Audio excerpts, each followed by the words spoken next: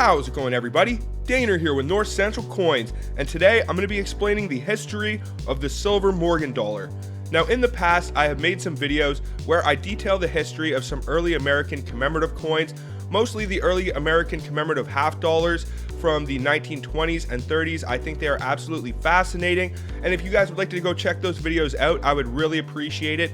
But the Morgan silver dollar is definitely one of the most collectible coins of all time. People love to buy these things to stack silver. They also like to buy them for their numismatic value. There are several varieties you can look for that are extremely valuable. One of the most notable being the Scarface Morgan dollar, which was actually featured on an episode of Pawn Stars. But before I do get into this video and start breaking this down, I would really appreciate if you guys would hit that thumbs up and subscribe if you would like to see more coin collecting content just like this. And then without further ado, what do you say we get into the history of the silver Morgan dollar?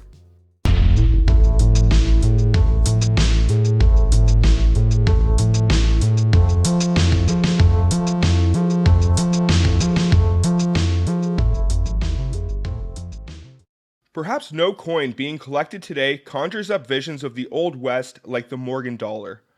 Minted from 1878 to 1904, and then for one more year in 1921, the changes that took place in America during the span of the Morgan dollar are startling. And although collecting Morgan dollars is a favorite of most collectors, the silver Morgan dollar was not that popular of a coin and ignored by collectors for decades after its demise. It was not until the early 1960s that collecting Morgan dollars became popular.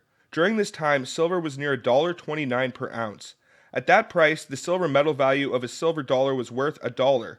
Also during this time, many banks still had bags and rolls of silver dollars, and all one needed to do was go down to the bank and ask for them. The Mint Act of April 2nd, 1792 provided for decimal coinage, the largest being the dollar or 100 cents.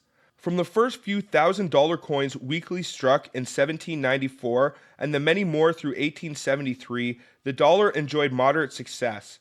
Dollars were coined on and off until the Coinage Act of 1873 eliminated the dollar and put in its place a slightly larger dollar called the trade dollar. The trade dollar was produced with the intent to export it for trade with China. As such, very few were made into general circulation in the US. Meanwhile, the silver mining industry in the West had fallen on hard times. As is the case even today, industries in trouble looked to the US government for help, and the silver industry was no exception. An idea was put forward that the US government buy silver bullion for its own account to help support the market. Embracing this cause in the mid-1870s was Representative Richard P. Bland, also known as Silver Dick, of Missouri. Other politicians jumped on the bandwagon, while the thought that a strong silver market would benefit everyone west of Mississippi. After much discussion and debate, the Bland-Allison Act was passed on February 28, 1878. The legislation was initially vetoed by President Rutherford B. Hayes, but Congress overrode the veto, putting in a new law in the books. The legislation dictated that the U.S. government purchase $2 million to $4 million a month in silver bullion with a specific purchase to convert the silver into standard silver dollars, 90% silver and 10% copper. At the time, silver was around $1 per ounce. At that price, the government was purchasing millions of ounces of silver every month. Back in 1876, Mint Director Henry Richard Linderman anticipated the legislation would someday be passed to create another circulating silver dollar that had Chief Engraver William Barber fiddle with a new design. The legal tender status of the trade dollar had been revoked and the country was without a dollar coin. Like today though, but for different reasons, there was not a demand for a silver dollar. In 1877, it seemed like a sure thing that legislation for a new silver dollar would soon become a reality.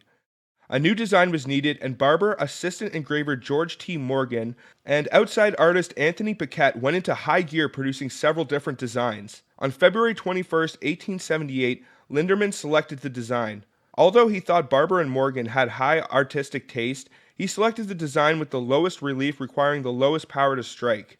This, of course, was a design created by Morgan. The portrait was modeled after 19-year-old Miss Anna Willess Williams. Morgan had previously used Miss Williams on several pattern half dollars in 1877. Several years later, Charles Barber, son of William Barber, would basically copy this design for his own coin designs, which later would become known as the Barber Dime, Barber Quarter, Barber Half. He also designed the Liberty Nickel.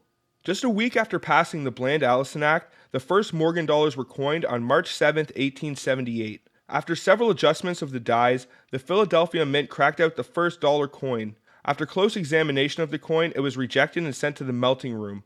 The press was then adjusted and 11 more coins were produced. The last was rejected and the coin was also sent to the melting room. These first coins were struck on polished planchettes, removed by hand, and put in numbered envelopes with the intent to deliver the first coin to the President and the second coin to the Secretary of Treasury John Sherman and the third to Linderman. After that, the press began churning out another $80 coins a minute. Within a few days, several other presses would come online and the dies would be delivered to San Francisco, New Orleans, and Carson City. As mentioned before, the purchasing power of a dollar back in the 1880s was huge. Most transactions were completed in smaller denominations, and large purchases would actually be under a dollar at the time. Additionally, many people were still bartering for goods, trading pigs for chickens, etc. As such, the supply of silver dollars was exceeded demand. Incredibly, with this supply, the Bland-Allison Act was modified by the Sherman Silver Purchase Act, which mandated the U.S. government purchase 4.5 million ounces of silver per month. The hitch was that these purchases were to be paid with Treasury bonds, redeemable either in gold or silver. Since gold was seen as the more valued metal, more bondholders redeemed this gold, which depleted the Treasury's gold supply, which then caused a financial panic through the whole country in 1893. This led to the repeal of the Sherman Silver Purchase Act. The result was a massive slowdown in a silver dollar production from the years 1893, 1894, and 1895. Not coincidentally, these years also contain some of the most elusive key dates. Production picked up back in 1896, but it would be a few years before production went back up into the 10 million mark for any individual mint. In 1904, the supply of silver was exhausted and the Morgan silver dollar ceased production, or so it seemed. In 1918, Congress passed the Pitman Act and recalled over 270 million silver dollars from melting. Total mintage of the entire series totaled nearly 657 million. If you subtract out the high mintage 1921 dates of 86.7 million, around 47% Morgans dated prior to 1921 were destroyed. These silver dollars had been sitting in treasury vaults for years just collecting dust. The provision of Act called for the recall of these dollars for the purpose of making new ones, so in 1921 the Morgan dollar was revived for one more year.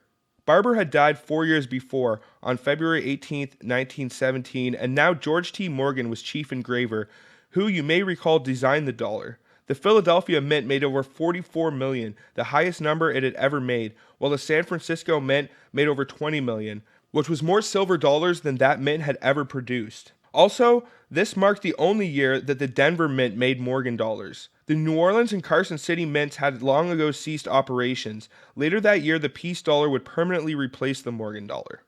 With the paper dollar becoming more popular for commerce, dollar coins vanished from circulation and piled up in bank vaults. More meltings occurred due to the Wartime Silver Act of 1942, and then in 1979 to 1980, when silver shot up to nearly $50 an ounce. No doubt millions of Morgans and peace dollars were melted. Today, it is estimated that only 15 to 17% of all Morgan dollars produced still exist. Taking this into consideration, low mintage dates are even scarcer than their mintage, and this can make some of these Morgan silver dollars extremely desirable to collect. But I hope you guys enjoyed this video. If you would like to purchase Morgan silver dollars or any other silver to add to your stack, then I suggest you click the link down in the description for APMEX's website. They are a precious metal dealer with a website with one of the largest selections and inventories in North America. They have everything from bars, rounds, bullion, hand-poured pieces. They have New Zealand Mint licensed products like Marvel, Star Wars, Harry Potter. So if you would like to support my channel and also browse one of the largest selections of precious metals online, then just click the link down in the description for APMEX's website. But also, if you would like to hit that thumbs up and subscribe, I would really appreciate it. I'm going to be bringing you guys more videos like this in the future where I detail the history on some of the other iconic American coinage. But that is pretty much going to be it for this one. So, until the next one, everybody, peace out and have a good one, y'all.